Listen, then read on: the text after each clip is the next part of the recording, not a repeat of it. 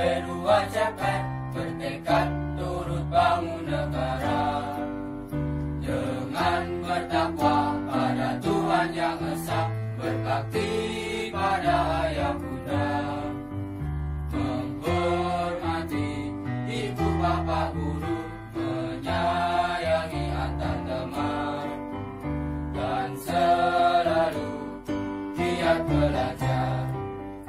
Kami pasti bisa meraih cita-cita, kami pasti bisa menyongsong masa depan jaya. Kami siswa-siswi SMP2CPR bertekad turut bangun negara dengan bertakwa pada Tuhan Yang Esa, berbakti pada ayah bunda, menghormati ibu bapak guru, menyayangi antar teman, dan selalu giat belajar. Kami pasti bisa meraih cita-cita, kami pasti bisa menyongsong masa depan jaya. Assalamualaikum warahmatullahi wabarakatuh, sahabat FG LSN. Salam literasi, ayo membaca. Anak-anakku tercinta, kalian bertemu dengan saya, Ibu Retnowis, dari SMP Negeri 2 CPR. Kita akan belajar ilmu pengetahuan alam dengan materi teknologi ramah lingkungan. Kemarin, kalian telah mempelajari tentang pengertian teknologi ramah lingkungan dan apa saja yang termasuk pada teknologi ramah lingkungan. Maka, kali ini kita akan melakukan kegiatan penerapan teknologi ramah lingkungan dalam kehidupan sehari-hari. Kegiatan yang akan kalian lakukan ini bukanlah kegiatan yang sulit. Ini praktik mudah. Alat dan bahan mudah didapatkan di sekitar kita. Pelaksanaannya pun sangat mudah. Sebenarnya, apa ya yang akan kita lakukan? Sebelum kita melakukan kegiatan ini, bolehkah Ibu bertanya? Terima kasih kalau boleh. Pernahkah kalian meninggalkan rumah berhari-hari? Ke rumah nenekmu misalnya? Ada yang sudah, ada yang belum. Yang pasti, kalian sudah pernah meninggalkan sekolah berbulan-bulan karena pandemi. Dan pernahkah kalian berpikir tentang tanaman yang kalian tinggalkan, baik di rumah maupun di sekolah? Ada yang berpikir, ada yang sama sekali tidak berpikir. Kalau sesekali kita tengok, ternyata alangkah merananya tanaman-tanaman ini. Sudah pasti tanah di sekitar tanaman mengering dan tanaman banyak yang layu. Lalu apa yang harus kita lakukan? Karena kita tidak sering menengok. Tetap saja kita harus menyiram dengan air. Lalu, apakah setiap hari kita harus datang ke sekolah? Tentu jawabannya tidak. Lalu, apa yang harus kita lakukan? Kalau kita tidak sering datang ke sekolah, apa yang harus kita lakukan? Adakah teknik yang dapat membuat tanah tetap basah meskipun tidak setiap hari kita siram? Misalnya hanya 1 minggu sekali saja.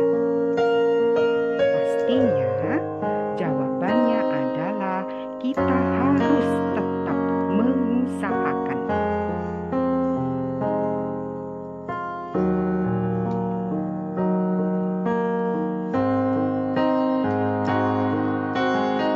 Baiklah, mari kita kumpulkan dan kita siapkan alat-alat yang akan kita pergunakan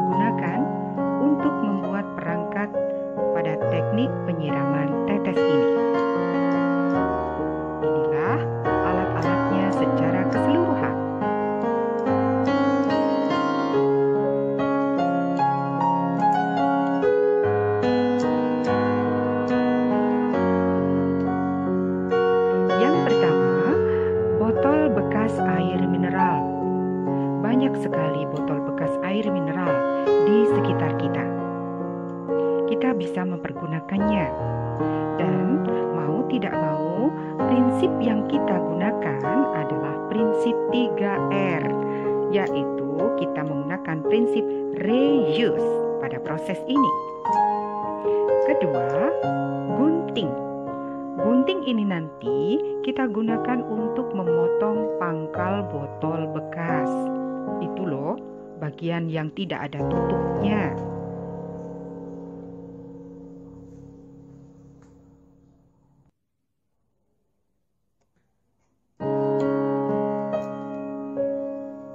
Selanjutnya, sangat tipis, tidak kelihatan. Betul, itu jarum.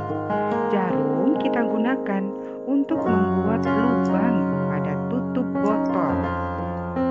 Kita usahakan sekecil mungkin, di mana air hanya bisa meresap melewati lubang itu. Selanjutnya adalah korek api. Korek api ini kita gunakan untuk memanaskan jarum. Jadi ketika kita kesulitan dalam menusuk jarum di tutup botol, maka biar sedikit lebih mudah, maka kita gunakan korek api.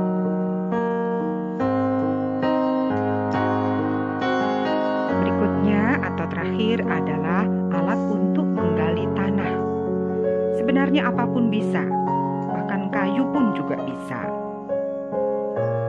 Tapi ibu menggunakan alat yang ada di rumah, yaitu cetok. Kalian bisa menggunakan apapun. Apakah kalian semua sudah siap? Termasuk perangkat alat-alat yang akan kita gunakan? Mari kita lakukan. Pertama, gunting terlebih dahulu bagian pangkal botol. Itu loh bagian yang tidak ada tutupnya. Perhatikan baik-baik. Gunting melingkar. Seperti ini. Sampai pangkal botol terlepas.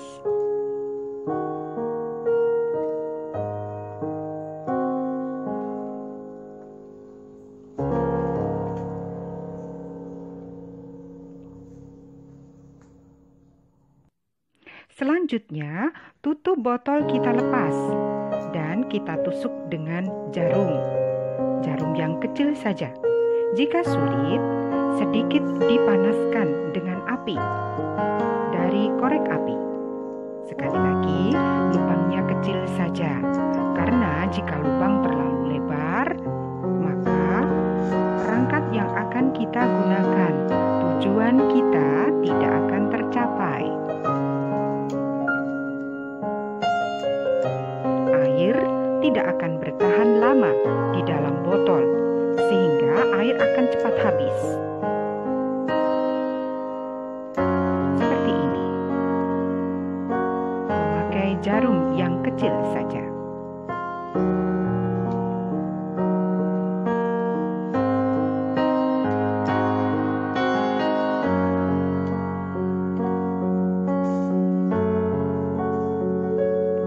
Satukan tutup dengan botolnya, maka perangkat telah siap digunakan.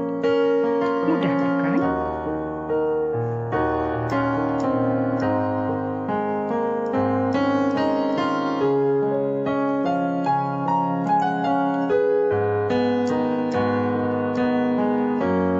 Setelah itu, kita gali tanah sekitar pohon yang akan menjadi objek untuk kegiatan praktikum ini.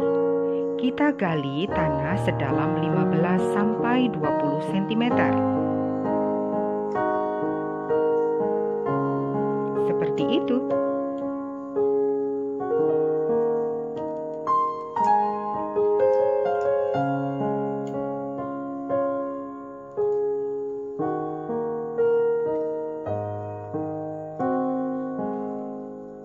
Kemudian Kemudian botol atau perangkat yang sudah jadi tadi kita masukkan ke dalam lubang yang telah kita gali dengan posisi tutup botol berada di bawah.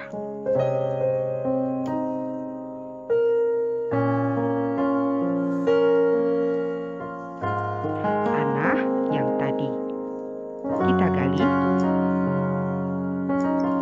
kita kumpulkan kembali ke dalam lubang, artinya kita tahan ke dalam perangkat. Selanjutnya, air kita isikan ke dalam perangkat atau botol yang merupakan perangkat teknik penyiram tetes ini.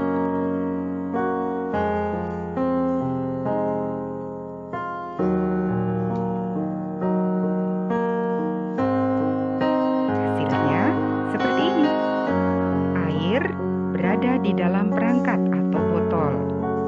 Kemudian kita amati apa yang terjadi pada tanahnya. Tidak serta-merta pengamatan bisa dilakukan karena kita harus menunggu dalam beberapa waktu. Jika tanah sekitar botol lembab atau basah secara cepat, maka sekali lagi tujuan kita pengamatan ini. Setelah kita melakukan kegiatan ini, kita jadi semakin paham ada banyak teknologi sederhana yang mempermudah pekerjaan kita. Teknologi yang menggunakan bahan-bahan yang sangat murah dan sangat mudah didapatkan di sekitar kita. Bahan-bahan yang menerapkan prinsip 3R. Kita gunakan kembali bahan-bahan yang bisa dikatakan sebagai bahan sampah. Itulah prinsip dasar teknologi. Dan seperti teknik ini, teknik penyiraman tetes, diharapkan mempermudah pekerjaan kita dalam bersimbiosis dengan lingkungan. Dengan teknik penyiraman tetes, kita hanya melakukan penyiraman sekali waktu. Kemudian, tugas membasahi tanah dilakukan oleh perangkat ini sampai kita kembali datang untuk melakukan penyiraman. Beberapa orang mengatakan bahwa teknik ini adalah teknik irigasi tetes atau drip. Tapi kita cukup sederhana saja karena ini melakukan penyiraman dan berupa resapan atau tetesan yang ada di tanah, maka cukuplah kita katakan sebagai teknik penyiraman tetes.